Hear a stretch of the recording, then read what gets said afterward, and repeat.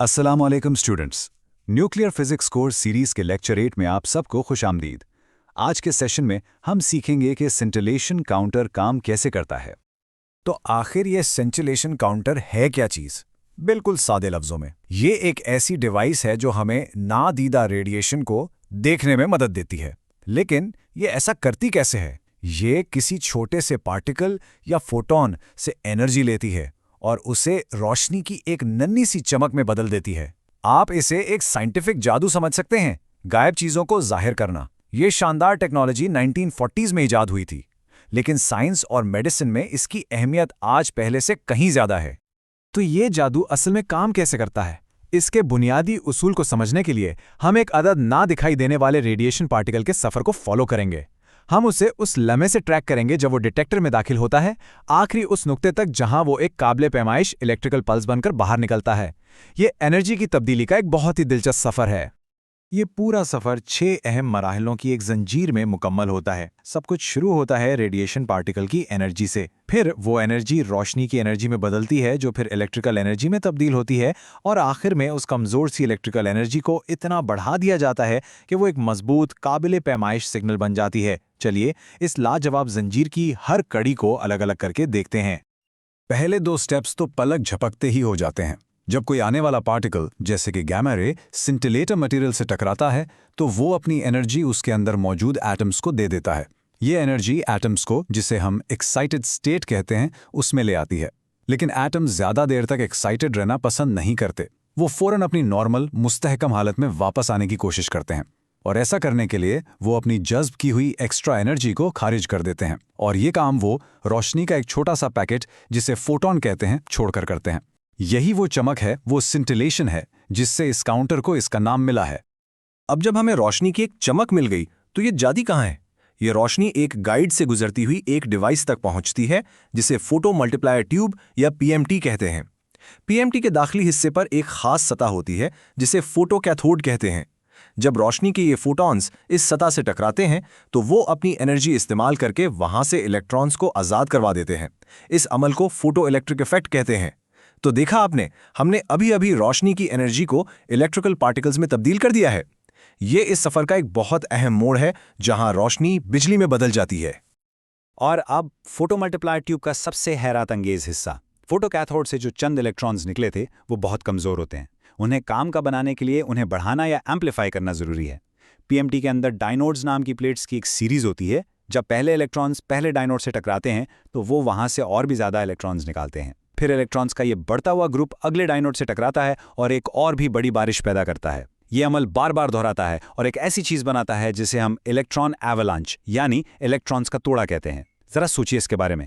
सिर्फ एक इलेक्ट्रॉन से पीएमटी करीबन 10 लाख इलेक्ट्रॉन्स का एक सैलाब पैदा करता है।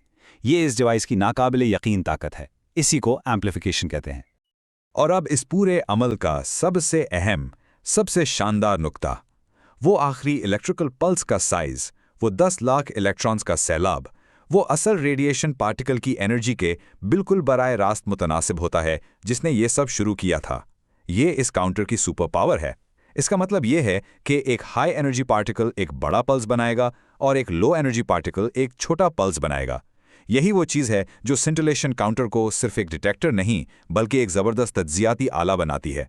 ये हमें सिर्फ ये नहीं बताता कि रेडिएशन मौजूद है, बल्कि ये भी बताता है कि उसकी एनर्जी कितनी है। अब जब हम ये समझ चुके हैं कि ये काम कैसे करता है, तो चलिए देखते हैं कि ये किस चीज़ से बना है।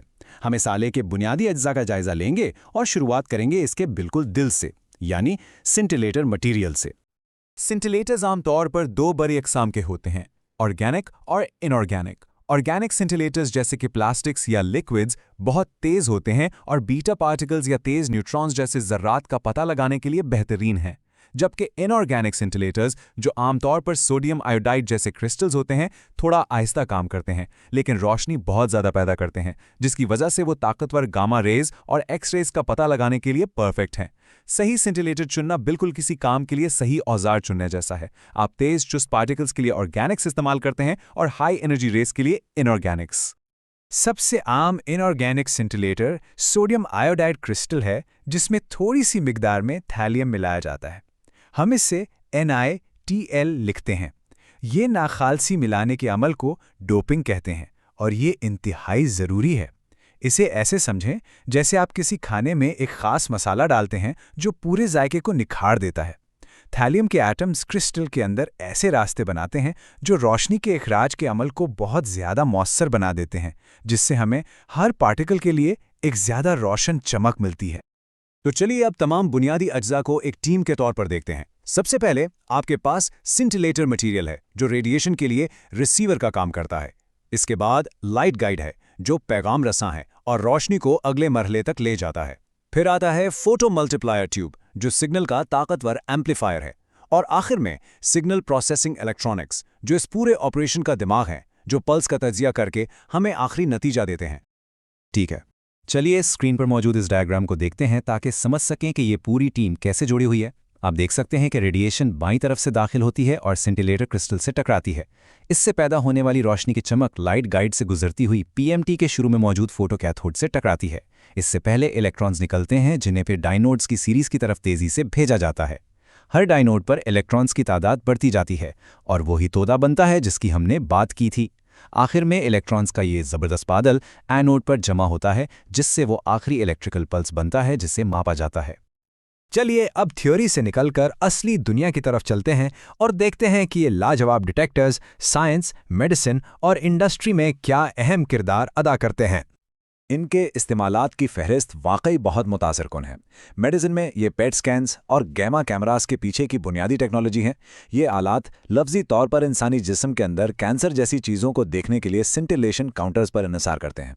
हाई एनर्जी फिजिक्स में ये बड़े बड़े पार्टिकल एक्सेलरेटर्स में नई बुनियादी ज़रात दरियाफ्त करने के लिए इस्तेमाल होते हैं। ये माहौलियाती निगरानी के लिए रेडियो एक्टिव आलूदगी का पता लगाने के लिए भी इस्तेमाल होते हैं। इंडस्ट्री में ज़मीन की गहराई में तेल ढूंढने के लिए और रिसर्च लैब्स में गैमा रे स्पेक्ट्रोस्कोपी के लिए तो ये लाजमी है। आखिर में किसी भी टेक्नोलॉजी को पूरी तरह समझने के लिए हमें उसके ताकतवर फ़वायद और अमली महदूदियत दोनों को देखना पड़ता है। चलिए एक मुतवाज़िन नज़रिया डालते हैं। फ़वाइद की बात करें तो ये काउंटर्स इंतहाई हसास होते हैं, बहुत तेज़ी से जवाब देते हैं और जैसा कि हमने डिस्कस किया, ये रेडिएशन की मौजूदगी और उसकी एनर्जी दोनों को माप सकते हैं। इनकी हमागिरियत एक बहुत बड़ा फ़ायदा है, लेकिन इनकी कुछ महदूदियत भी हैं। आमतौर पर इस्तेमाल होने वाले सोडियम आयोडाइड के क्रिस्टल्स हाइग्रोस्कोपिक होते हैं, यानी वो हवा से नमी जज़्ब कर लेते हैं और उन्हें एहतियात से बंद करना पड़ता है। पीएमटी खुद भी भारी, नाजुक होती है और मगनातीसियात से मुतासिर हो सकती है और रेडिएशन की बहुत ज़्यादा सतह वक्त के साथ डिटेक्टर को नुकसान भी पहुंचा सकती है। चलिए इस लेक्चर का इख्तिताम एक सोचने वाले सवाल से करते हैं। इस डिवाइस की लाजवाब हसासियत और एनर्जी को इतनी दुरुस्तगी से मापने की सलाहियत को देखते हुए आपके ख्याल में सिंटिलेटर टेक्नोलॉजी में मुस्तकबिल की बेहतरी से कौन सी नई साइंटिफिक या तिब्बी कामयाबियां हासिल की जा सकती हैं? खुलासा ये है कि सिंटिलेशन काउंटर वाकई एक नफीस आला है जो नादीदा रेडिएशन को पहले रोशनी में और फिर एक काबिल पैमाइश इलेक्ट्रिकल सिग्नल में तब्दील करता है। एक ऐसी सलाहियत जो जदीद मेडिसिन और साइंस के लिए इंतहाई अहम है। अगले लेक्चर में मुलाकात होगी।